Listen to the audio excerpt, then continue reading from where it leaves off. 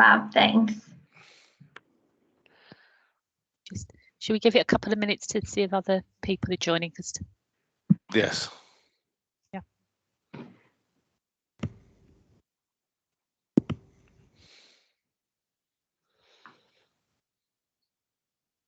Morning, everybody. Morning, David. Morning, David. Do we know what we're expecting from the session today? It's basically a drop-in Q&A session. So I know we've got one. We had two people, I think, whether Jan has had to drop off. We've got George here for the session, and we had a lady called Jan who's just dropped off, but she was on a phone in her car. So whether she's lost signal or dialing in or not, I don't know. Should we start for? I was going to say for George's benefit, but in case Jan wanders back in, but should we do a round of introductions so George knows who we all are? So if I start, I'm Steve Rubery. I'm Director of Commissioning and Performance for the BHR patch of the CCG, and I'm the CCG lead officer for the St George's development. Jackie, do you want to carry on? Thank you, Steve. So good morning. I'm Jackie Van Rossum. I'm the Acting Chief Executive for North East London Foundation Trust, and I am the Senior Responsible Officer for the St George's Hospital development. So good morning, everyone, and welcome. David. Morning, everybody. I'm David Boyd. I'm the NHSEI what's called Strategic Estates Lead for North East London, but I've been working very closely over the last 18 months with the development of the project. And in fact, today, technically, I'm covering for Keith Flaxman, who is the project director. Thanks, David. Laura. Morning, my name's Laura Fratzak. I'm a Communications and Stakeholder Manager at NEL CCG. Thank you. We appeared, Ben, are you on the call? Or was it just his email address that's opened the thing? Yeah, I'm in the call. I'm in the meeting at the moment, just in case there's any problems. So let me know. I'm here. Okay. Do you want to say who you are, Ben? I'm Ben Tunstall, Comms and Engagement Lead for St George's and the Academy. Thank you. And obviously we've managed to get Jan back in. So George and Jan, do you just want to say a little bit about who you are and your interest in the St George's development? So start with George. Hi there, guys. Yeah, my name's George. I work in Julia Lopez MP's office. So I'm joining the meeting today just on behalf of Julia. Just kind of learn about the latest consultation, any more recent developments since the last consultation was held last autumn. Yeah, it was just before we start gearing up to submit Julia's response to the consultation, but also as you know, Julia is really supportive of the St George's project as a whole, and we're hoping just to get a flavour of kind of some of the issues that local residents may have been asking you about in this latest consultation. Thank you. And Jan. Jan, you're on mute. Sorry about that. That's all right. I'll also apologise because I am travelling, so I may be keeping my camera off. However, I'm Jan Scott, and I'm the Transformation Manager at St Francis Hospice up in Havering Abbey Bower.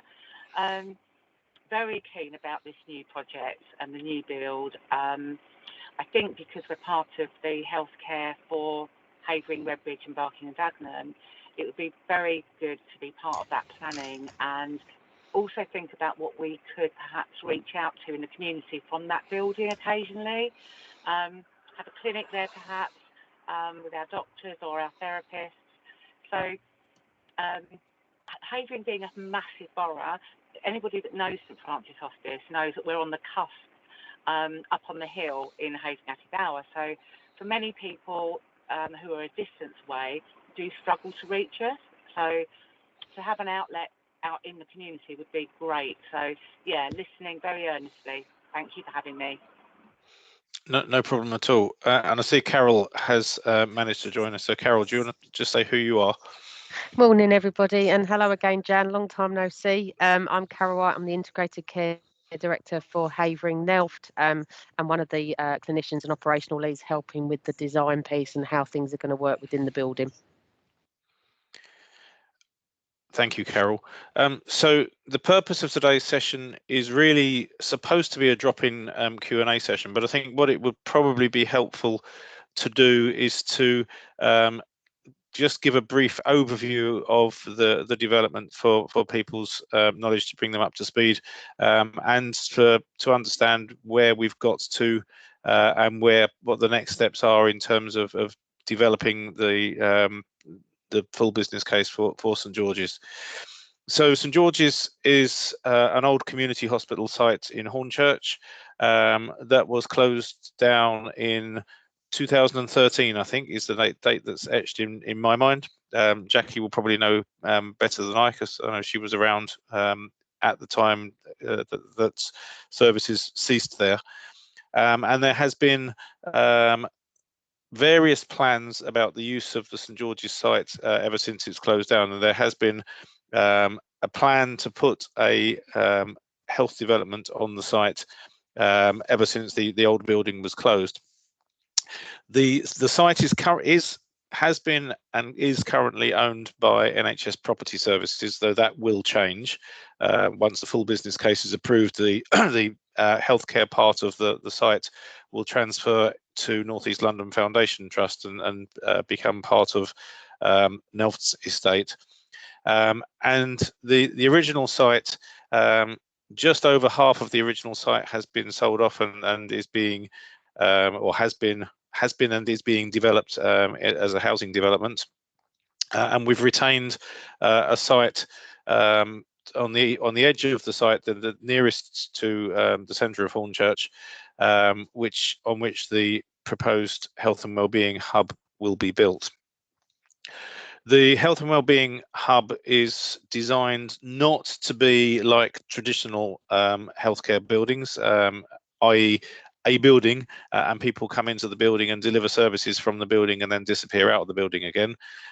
It is meant to be a facility that aids us to work holistically and in a joined up manner around the needs and requirements of an individual patient. So it's putting the patient at the centre of what we do.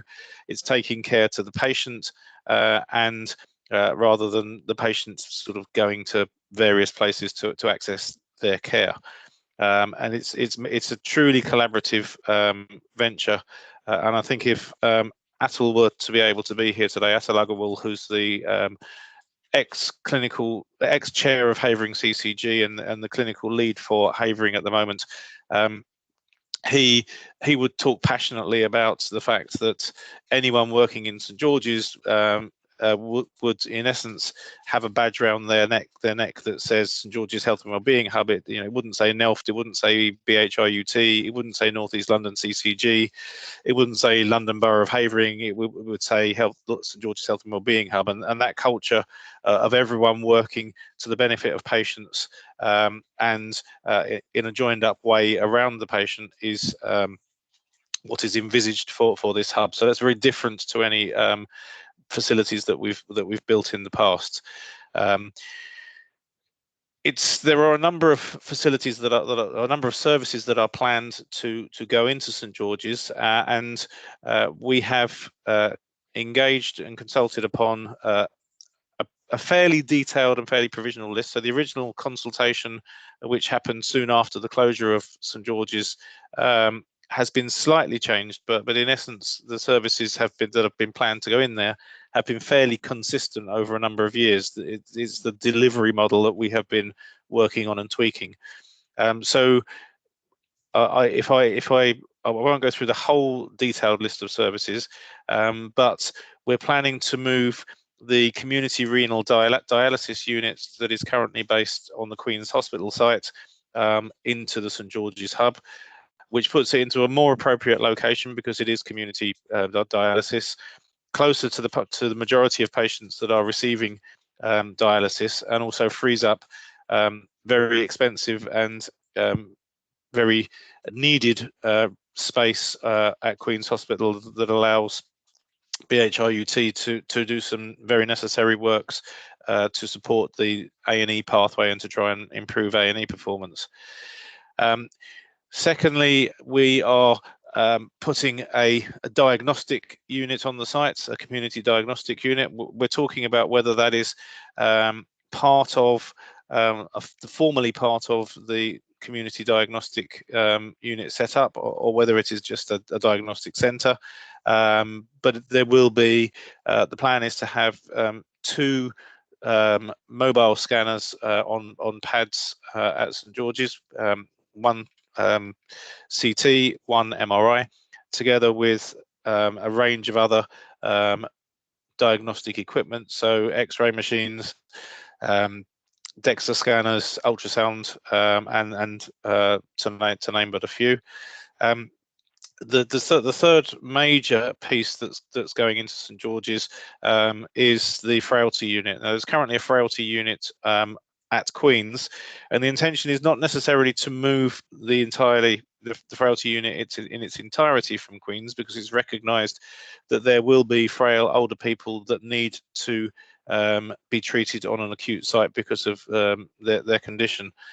However, what it is also recognised is that a large proportion of frail older people don't need to go to A&E, don't need to end up on an acute site, and don't need to end up in an acute bed.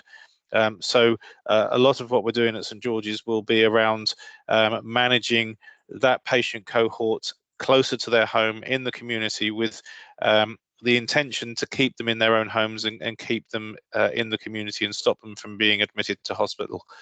Because we know once a patient gets, a frail older patient gets admitted to hospital, then their length of stay is significant, and their outcomes are not as good as if they would be if they were in their own home. Finally, we are planning on running or delivering a range of outpatient and community services from the hub, and I won't go through the entire list because it's not finalised yet, and B, it is very long, and it is in the presentation document if you've been able to access that, and if you haven't, then we can quite happily send that out to you. And let's say finally, the other piece that will be there is a primary care centre. So there will be a GP practice, at least one GP practice, if not 2, that are working from the hub. Those are the services that we're planning from the health perspective. We're also working with colleagues in the local authority around what local authority services can be run from the hub, and with the voluntary sector in terms of voluntary sector support and voluntary sector involvement in the running of the hub. There will be things like a community cafe, a community garden, that is accessible not just for patients and relatives, but for anyone that wants to come in and to make it a real social centre within South Hornchurch. And it's also planned that this isn't just a traditional 9-to-5 health building, that this will be open from the plan at the moment, I think, is 8 AM to 10 PM. That it will be the building will be available for local groups to use, as well as being a health and care building, so that it is truly part of the community and feels like it's part of the community. And we are indeed engaging with groups like the old League of Friends from the old St George's Hospital, who are still going. So that's the plan and vision for the site, and I'll just pause there to see if there are any questions and see if any of my colleagues want to add or subtract. I see David's got his hand up from what I've said. Thanks, Steve. Yeah, I was just going to I was going to come in on the point about the well-being aspects, but you beat me to it, which is great. So I mean, the idea, the vision, very much is to develop that a place for the community, a sense of community that will assist in the reduction of social isolation and promote independence, physical and psychological independence, if you like, amongst people who may be at risk of isolation. Within the plans, there are extensive landscaping proposals and garden and gardens that will be made available to the public that can be used for a number of perhaps voluntary therapeutic sessions or whatever. So there is a range of facilities that are geared around that kind of social and physical, mental well-being, which is be integrated within the centre.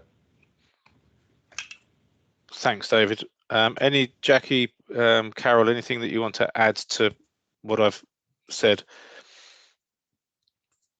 I think you've covered most of it, Steve. I guess from a sort of service delivery point of view, what we're very much looking at is that this is a hub that very much serves the local population. There will be some services there that are very much completely based there, but there'll also be services that use that as satellites, so that we have a real holistic and multidisciplinary approach which spans across primary care to acute, including community, and looks to really bring all of those professionals together around the residents that live in that area, and bring services to them in a way that's really flexible, and to engage the community, because we know that we can't do this alone, that the community resource is really key to getting the best outcomes for our residents. So that's very much how we're looking at the functionality of the building, to bring the community as part of that functionality.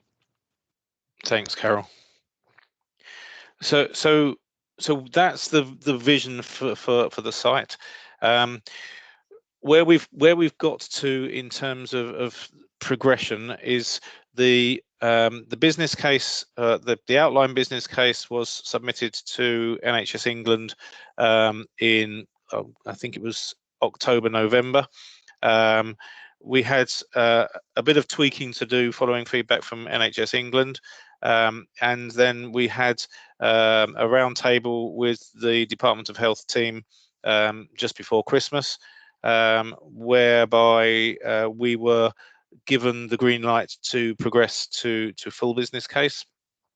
So that's now moving forward in parallel with this engagement, and clearly as we develop the full business case, the outcome of this engagement with the public will be incorporated into that FBC as we develop.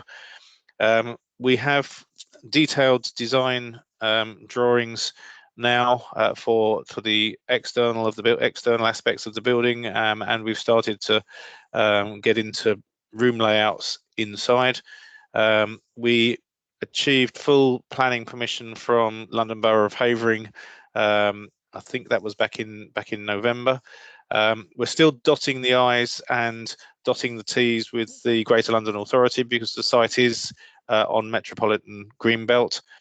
So we do have to go through the process of getting permission from the GLA in relation to building on Metropolitan Greenbelt. I'm not envisaging that to be a problem. There's nothing that's come out of the correspondence we've had with the GLA so far that says that will be an issue. So at the moment we are on track to move forward with the building of the hub. The funding is coming from the Prime Minister's capital funding, so the new hospitals monies that Boris announced shortly after he was elected. We are actually one of, if I say one of the few, I think we're probably the only Wave 4 capital project that's actually going to deliver in the timeframes for Wave 4 capital. So we're moving forward at pace and in line with the requirements of Wave 4 capital. So as such, as you can imagine, there is quite a lot of external scrutiny on what we're doing, and the fact that we're moving forward quickly and we're passing through a lot of barriers is testament to lots of the hard work that's being done by the team here. Next stage is to develop the full business case, and that has to be submitted by I think it's May. So I know we're now down to 15 weeks until the full business case has to be submitted. So we're on a very tight time frame now to run to FBC submission. In developing the FBC, the first stage, and this is where it will, I'm sure, interest you, Jan, is to really honed down the service delivery model and what services are going to be provided there at St George's, really sort of getting under the skin of the detail of that, and how those services are going to be delivered. Once we've got that, we then start to put the building plan around the services rather than doing the building plan first and then squeezing the services into the building. So we are absolutely doing this from the needs of the delivery of services upwards, rather than building a building and then trying to squeeze whatever we can squeeze into it. We would hope then the build time is relatively short, and the intention is to have the hospital built and operational early in 2024. It's being built by Modern Methods of Construction. It is a fully carbon neutral building, and I'm excited by the fact that this is going to be the first such health facility that's built in the country using modern methods of construction and totally carbon neutral. So that's a real feather in our cap. Excuse me, the dogs have just heard something. Jan, I see your hand is up. I think I've finished the preamble, and happy to take your question or comment, Jan, and then maybe hand over to Jackie to see if there's anything else she wants to add. Thanks, Steve. Actually, you answered one of my questions, and that was the sort of predicted date of completion. So that's great, 2024. Steve, is there any forums or anywhere that you think would be appropriate perhaps for me to join or be part of in the planning, if that would be helpful? I'm just thinking sort of with my transformation hat on. I was service development manager, but during the COVID, what we're thinking now really is more transforming what we have rather than developing sort of new ideas. We were actually due to have a massive new capital build ourselves starting next year. Sadly, that's been put on hold, and it will be for a few years now because of the whole deficit issue during COVID. So I think that's why our interest in this build is really, we're very keen. So if you know of any forums that would be helpful for me to be part of, I'd really appreciate that. So I can see Carol typing away, and it may pop up in the chat, but we do have a clinical service development group within as part of the project structure. I know Carol is part of that group. I think it may well be beneficial for you to join that, or certainly be engaged with that. Carol, do you have any thoughts on that? I was about to try and type it in, and then my computer decided no, that's not going to happen. So Jan, I will personally invite you to the clinical meeting. So leave that with me, and I'll pick that up. Carol, lovely to see you again too. It's been a while. Thank you for that. Smashing. No worries. Thank you. I think I've probably spoken enough. Jackie, do you want to add anything or take anything over before? I see David's hand's gone up. Let's just go to Jackie first. No, I think that was a really comprehensive overview, Steve. So I don't think I've got anything to add, apart from saying that we're all very excited about this opportunity, and how it brings back a really rich community asset back into Havering. So, and I was going to say, Jan, but Carol got in there. That's absolutely the place for you to be. So Carol will be, as she said, in contact with you. We've also worked previously together, so really excited that you want to join. So just go to David, please. Thank you, Jackie. Yeah, thanks. So I was just really re-emphasising the point. The vision for this unit is really that it's a kind of new, or it's not necessarily new, but it genuinely delivers an integrated service but so that different specialties can work together for patients' benefit. And I think to that extent, we will find that the range of services that are provided in the building throughout its life will probably change. So the building is being designed specifically to be flexible to accommodate the change in services. So the balance can be got right and can be adjusted over time to best meet the needs of patients. Thanks, David. I think that's a really good point. So this, what we're not doing is opening a building in early 2024 and saying, right, that's that, the building's built, the services are in, and we now walk away and we leave it as is. It will be a very dynamic project, because it will be about what services we require to deliver for the local population around that area. And as the population changes, as the needs of the population change, the building is designed, or will be designed, so that we can chop and change, for want of a better word, the services that we deliver from that site to best meet the needs of the local population.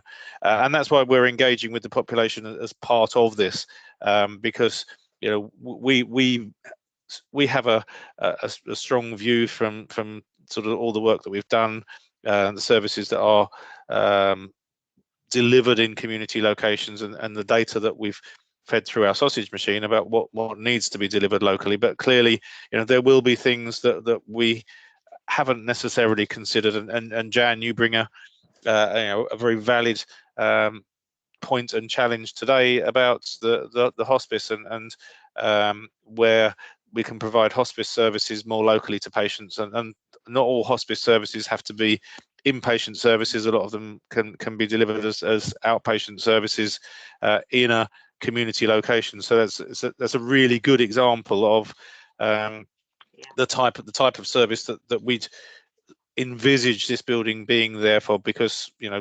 patients attending for hospice services will have other health and care needs as well, and having that whole joined up holistic approach to care, complete with the voluntary sector organisations to provide all that support will be really what we're aiming for. And it's, as I said, as David said, this is about an evolutionary process. It's not about getting to a stage where we can all say, okay, we've done the FBC, we've got the building open, we've cut the ribbon, and we can all retire and go away on our holidays. It's about whatever happens after that is ensuring that we continue to make best use of this facility for the community in South Hornchurch and beyond.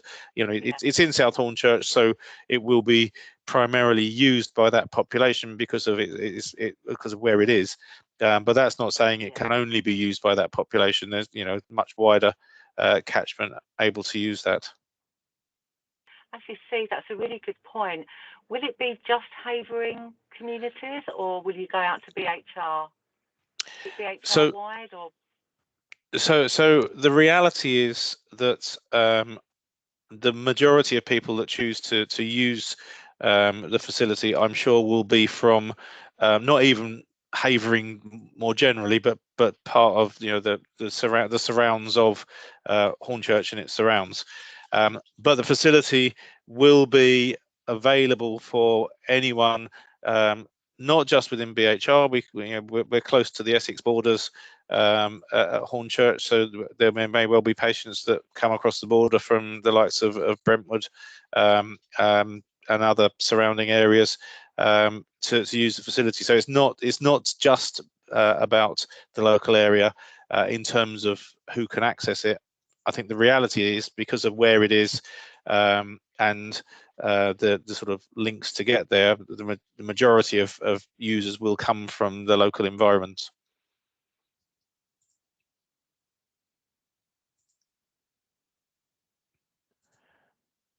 So thanks, Steve. Thanks for that.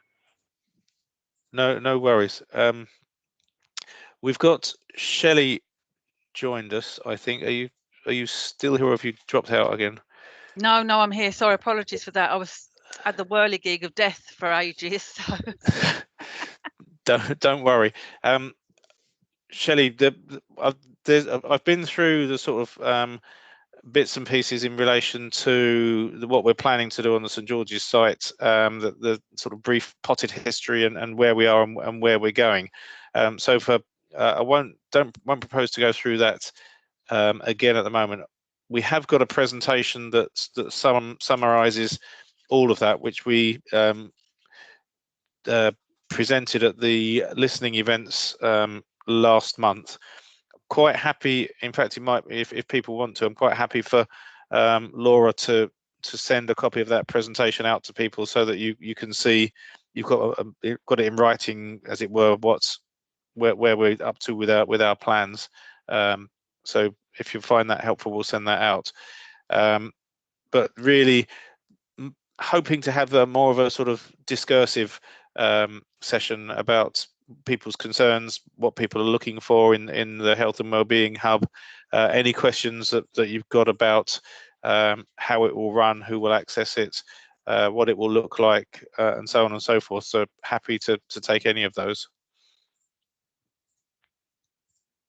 George. Hi, thank you. Sorry, yeah, I've just got a few questions. I was just waiting for the right moment. I didn't know if it was still in the presentation bit, so I just want to butt in.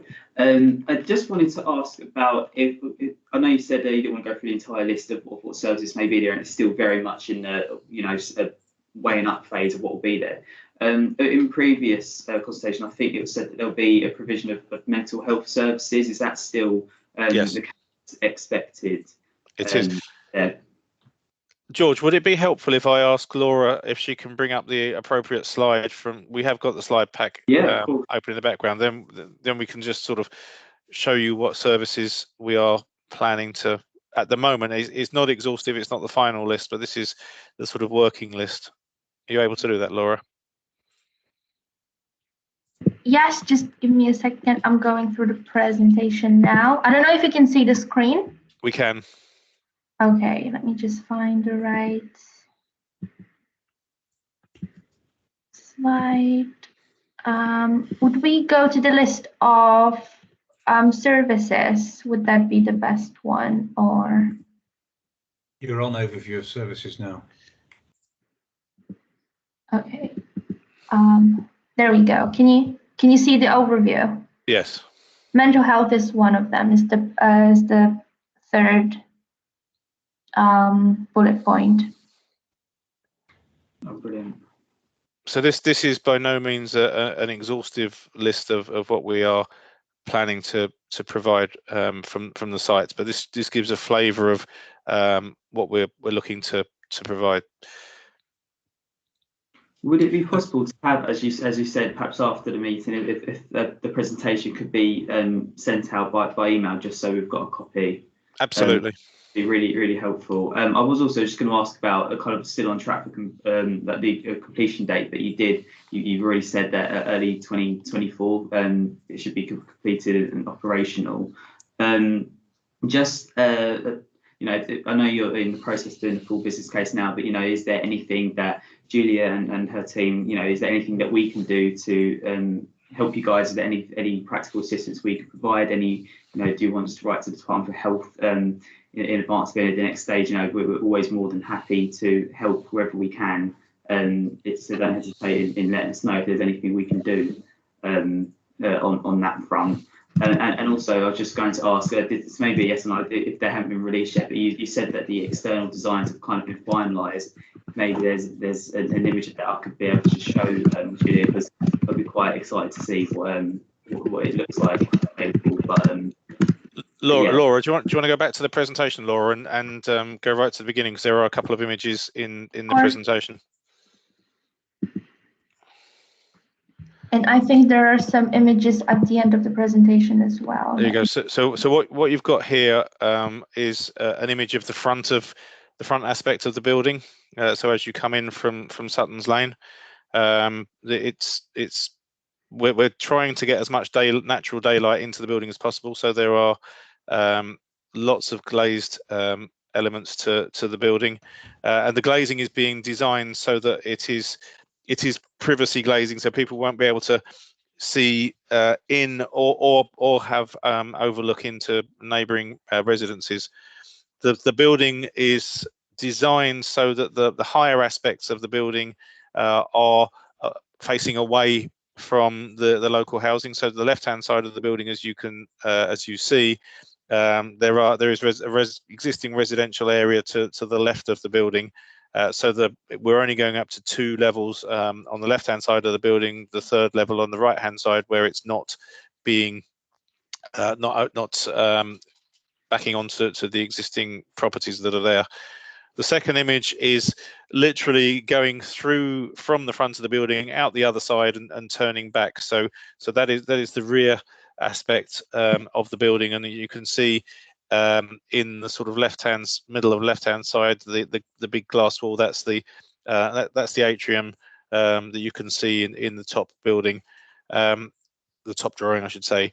The right-hand side is where the community cafe is going to be, and the sort of clinical rooms are around the outside.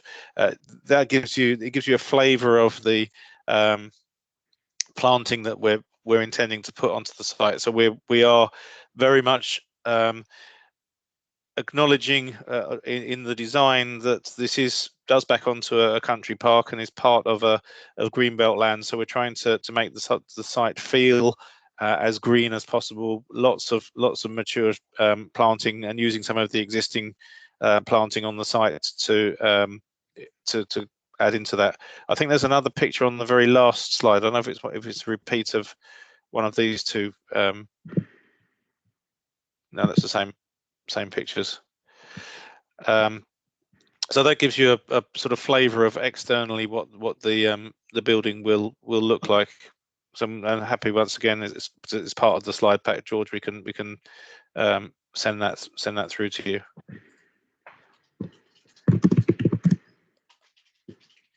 Did you have any other questions, George? No, that was it. Thank you. Thanks. I'm going to go to Shelley next, and David, I'll bring you in a minute to add some answers. Thank you. Thanks ever so much. And apologies again for being late. Couple of questions that we've had from the community that have come via my involvement. And one of them obviously was from Mike Brace, and I think he attended the last meeting, was obviously what provisions are there going to be for the sensory impairment, especially for blind residents. And also we have a high population of people who have hearing loss. And a question was raised is there going to be a dental practice on site? Because obviously there's going to be a GP practice, and we know that dental practices are very few and far between, especially NHS provision. So that was a key point, especially with the new build properties that are there. We've got a lot of young families that may need a dental practice. And obviously more involvement from the voluntary sector. So obviously you've got your community cafe, and there's obviously lots of things that we can get involved with the garden, etc. But we really need to be on the page early on, so we can have that informed discussion of how the voluntary sector can be involved and the provision that's going to be set up for the building inside. And then the last question is, with the artwork that you've produced about what the building's going to look like, how true to the end design are those pictures? Because we know that sometimes when we see new builds, the end result isn't always as the architects have drawn. So for the residents that live on site and that have mentioned to us at various meetings, they're very keen on the access to and from the building, parking, and obviously noise. So I'll attempt to answer some of those questions and then defer to my colleagues. Mike did attend our last listening event, and we had a very good discussion with Mike in relation to patients with sensory impairments. I think there are two aspects to that. One is in terms of service provision, and certainly we will take on board a lot of Mike's comments as we go into the development of services and the model of service delivery on the site. There are clearly some of those services do require specialist rooms and equipment that aren't necessarily cost effective to repeat or provide on multiple locations, but we will obviously take into account those requirements. I think the other aspect to that is around how easy the building is to navigate, and the I'll say some wayfinding. I'll call it wayfinding because that's probably appropriate. The wayfinding, etc., within the building, which we are aiming to make as user friendly as we possibly can, and hopefully not just by point sticking bits of coloured tape on the floor and asking people to follow a piece of coloured tape. In terms of a dental practice, that hasn't been on our radar so far. Once again, dentistry is not commissioned by the CCG, so I'm not aware of what the requirements are in terms of dentistry, and whether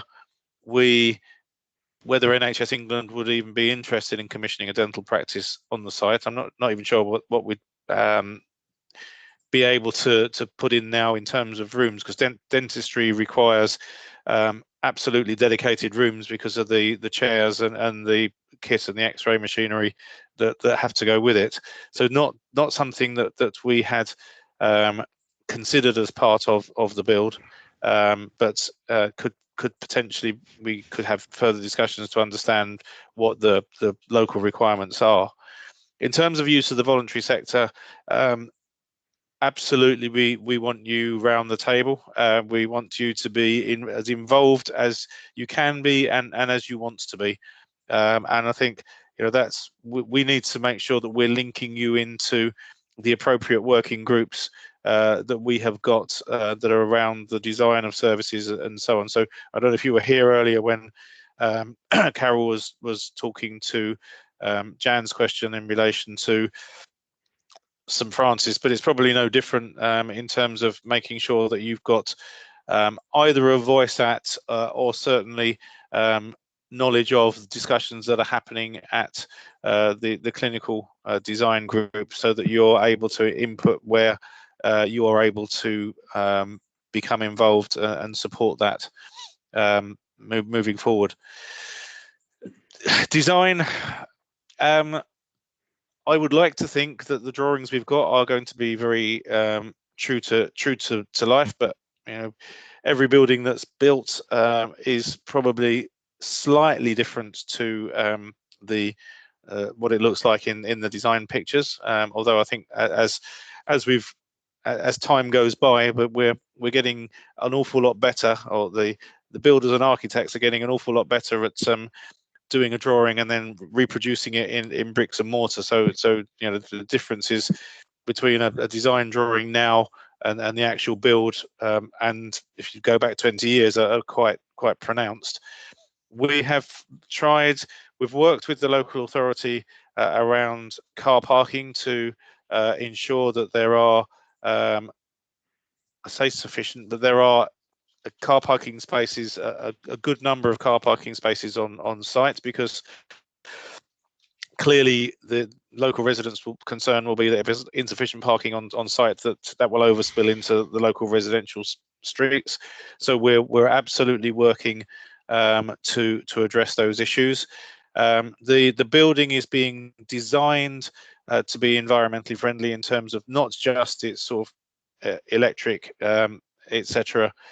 Footprint, but in terms of the noise and light and everything else that it generates.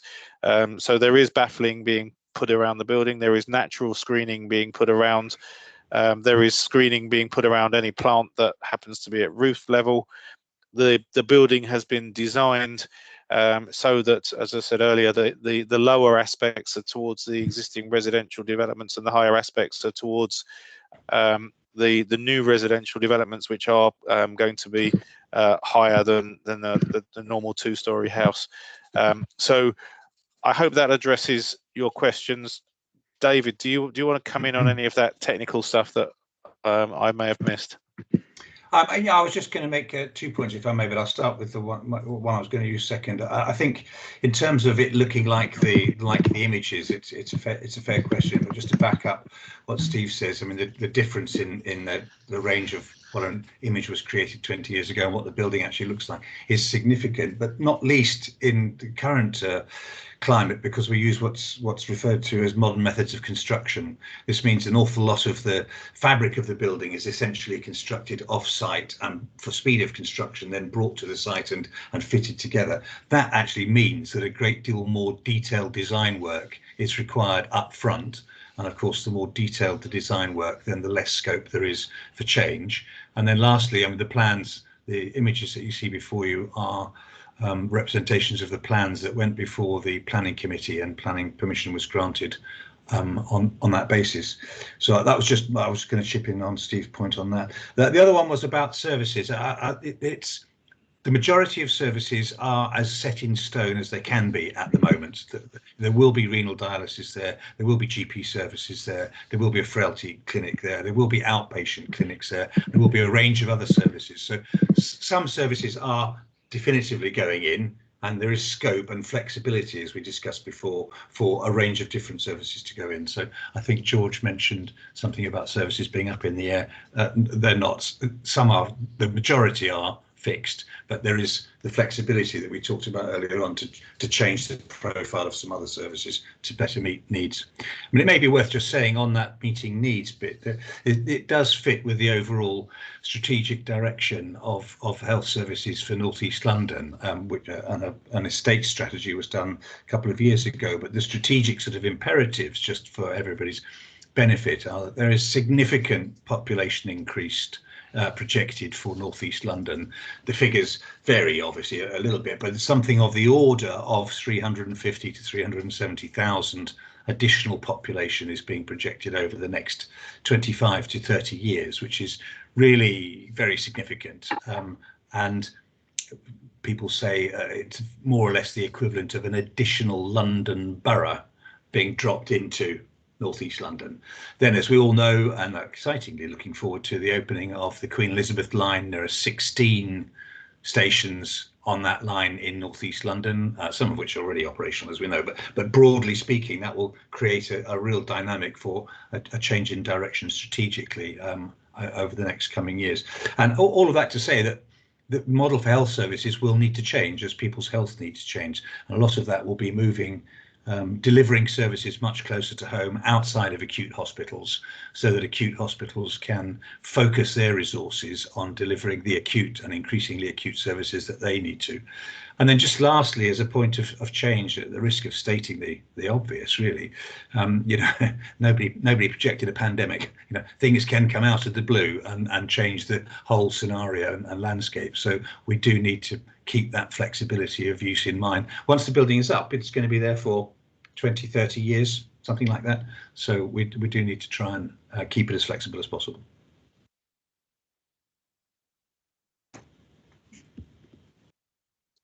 Thanks, David. I think it's important to also add into that what the building has been, as much as we can, pandemic proofed. So a lot of the lessons that we've learned through COVID around infection prevention and control have been taken forward into the design of the St George's Health and Wellbeing Hub. So it's not, you know, we've not sort of just forgotten and ignored the lessons of the last 2 years. We have baked into the strategic outline case and into the operating model, and follow that through into the full business case, the requirements for appropriate infection prevention control measures, and so on and so forth. And you know, we're trying to avoid having lots of big waiting areas in the building. The communal spaces will hopefully be around the cafe, the communal gardens, and so on, rather than rows and rows and rows of chairs where people are sat waiting to be called into various services. But we are taking on board and developing as we go, because we're still learning about the pandemic and the long-term effects of COVID and sort of long COVID and what that needs to, how that needs to mould our thinking. Carol. just going to say, Steve, outside of sort of COVID planning, what we'd very much hoped is any communal spaces were also a source of well-being strategy. So there'd be messaging and kind of soft activity levels around sort of health promotion. So really trying to use every space and every contact to count. Yeah, absolutely.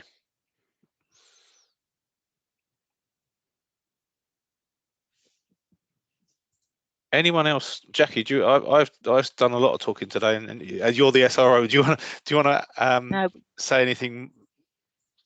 No, I mean, I think it's been a really comprehensive overview and a really rich conversation with colleagues, and really pleased that colleagues want to be involved. So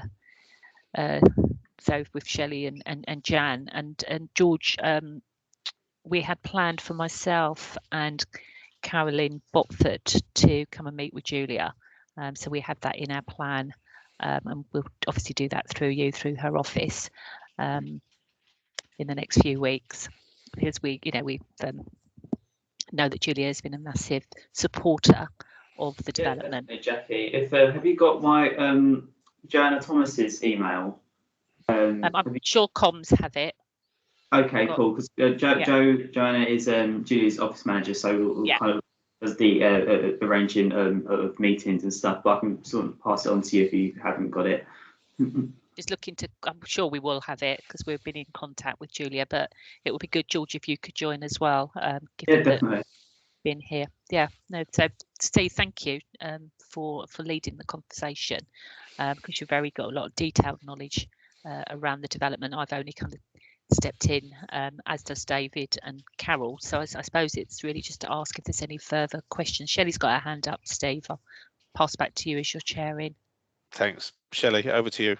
Thank you. I just wanted to finish off by saying that it's really good to have these follow-up sessions, because the community are asking lots of questions. You know, what is happening with St George's site? Are we going to have a community centre, hub, whatever on the site?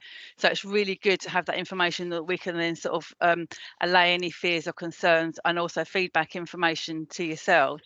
So I think it's really, really good. And I think, we need to drip feed the little pieces of comms out to the community. I don't know if there's, I know I drive past there a lot. I don't know if there's any holdings out there that says, community centre will be built here or something like that. Would be really great, just to get that information out there. There is something going to be going on site, because unless you're in the know, you don't know. So it's really great for us to have that information that we can then pass on. So yeah, do please keep us in the loop. I appreciate that.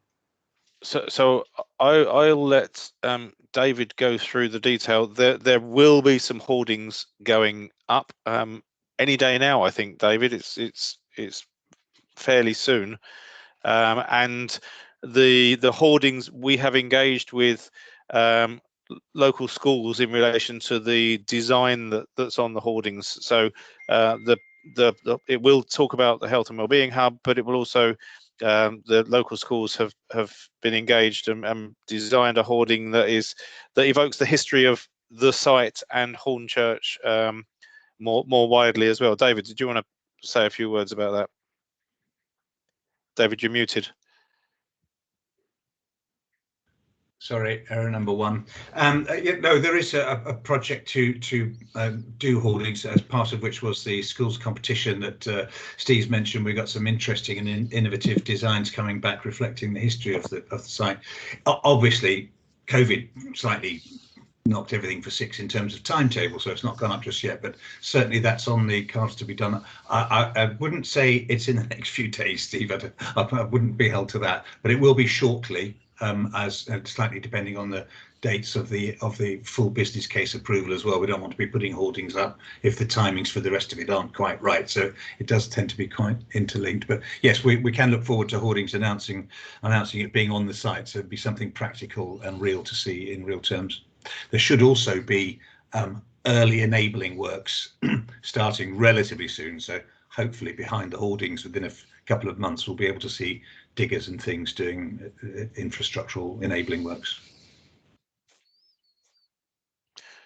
We're also Shelley, engaged with the local ward councillors, who I know from the Hornchurch ward are residents' representatives rather than party political representative. So we've done a lot of work with the local ward councillors. We're hopefully keeping them as informed as we can, because I know that they send out community newsletters as well. But if there's anything that you need from us in terms of written word, drawings, or whatever, then I'm sure we are more than happy to provide appropriate cover and pick drawings, etc., to you to take distribute more widely. And likewise, George, if there's anything that Julia wants to do in terms of engaging with the local population on this, we're quite happy to provide material, I'm sure. Yeah, of course, feel free to send over. Julia had mentioned in the most recent column that we've submitted to Hornchurch Vision, so it won't be coming out yet for a couple of weeks, but we also we tweet it quite regularly, and we put it on the website. So we're quite any time there's a new consultation or you want any more engagement, feel free to drop us a line, because we're always more than happy to advertise, and we're keen to get everyone involved, as everyone else, definitely. Sorry, Steve, I forgot to add, I mean, the intention is to have some form of, not opening ceremony, but sort of ribbon cutting or digging commencement ceremony to coincide with the hoarding, so we can then say, look, construction now officially starting on the new centre, hopefully to be opened in 24. So we're hoping we may even call on Julia's assistance and support for that when the time comes. Of course, definitely. Great, thanks, George. Yeah, we'd love to. Julia would absolutely love to. I don't think I can emphasise enough how much of a champion Julia is for this project, and the reaction back in 2019 in the summer when it was confirmed that it was going ahead was ecstatic. So yeah, we're absolutely more than happy. Yeah, we do know she's been very supportive, and the project team is very appreciative of her support. Yes. I just wanted to follow on and say yes, please. If you send me anything, I can just disseminate it throughout. Sorry, excuse me. I'm on various forums and I have meetings, etc., where St George's does come up quite a lot in conversations. So it'd be really good to be armed with something, and I can say, "Aha, I've got this ready for you." So yeah, send me anything that you can, and I can, what I'm able to share, I will. Okay, we'll take that away, and I'm not going to hold my comms colleagues Laura and Andy to ransom here, but I mean, we'll look at what we can do in terms of a regular update that we can send out to people, just so you know where we're at, where it's ticking along to, and that we're still on target for timeframes. Clearly, as we get closer to the opening, we can sort of send more stuff out more regularly. At the moment, it doesn't change hugely week to week, so there'll be no point in sending you out a weekly update, but I'm sure we can find an appropriately timed interval to update people on the progress that we're making and where we're at with the moving towards the development becoming a reality. And likewise with Julia, and I know that Keith has had various briefings with Julia over the months and years. George, we're more than happy to continue that at whatever frequency Julia deems appropriate to keep her informed. Cool, thank you. Appreciate it. No worries. Yeah, I'm sure people know it can be a little bit frustrating when you drive by the site and nothing seems to be happening. But of course that masks all the amount of work that's going on behind, and then suddenly everything starts happening in a very short space of time. Yes, absolutely. Are there any other questions from anyone that's on the call?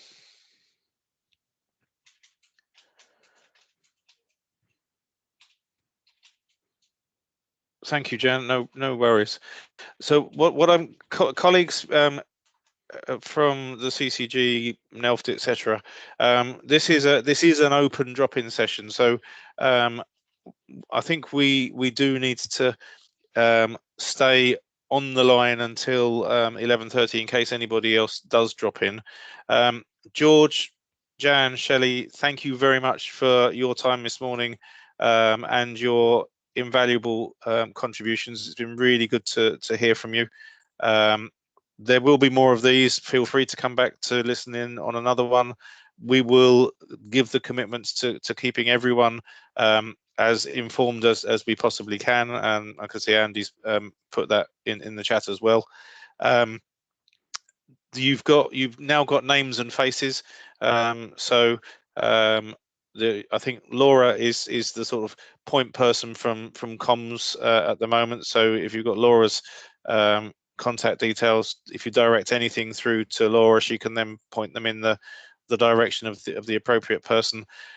And just because we've come to the sort of a break point in today's session doesn't mean today you've now lost any opportunities that you've had to be involved, ask questions or whatever.